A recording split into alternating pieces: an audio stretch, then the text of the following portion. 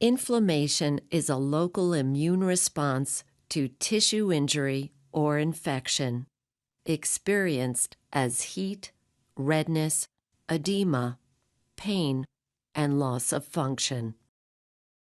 Immediately after injury, inflammation begins with brief vasoconstriction of the local blood vessels to reduce blood loss and formation of a clot to stop the bleeding. Then, stimulated by cell injury and death, local cells release vasoactive chemicals, such as prostaglandins and histamine, to dilate local blood vessels, leading to increased blood flow to the area. These chemicals also cause endothelial cells in small blood vessels to contract, opening spaces between them. This increased capillary permeability allows fluids and proteins to pass from the blood into the tissue. Next, during a multi-stage process called chemotaxis, circulating immune cells, called neutrophils, move out of the blood vessels to the site of injury and destroy pathogens and damaged cells.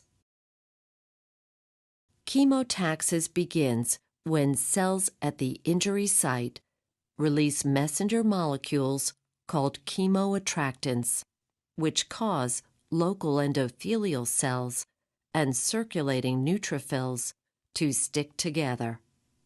Next, in a process called diapedesis, neutrophils squeeze through the endothelial gaps.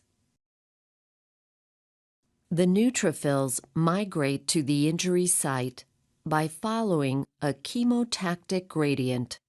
Upon arrival, the neutrophils encounter bacteria, engulf them, and digest them in a process called phagocytosis.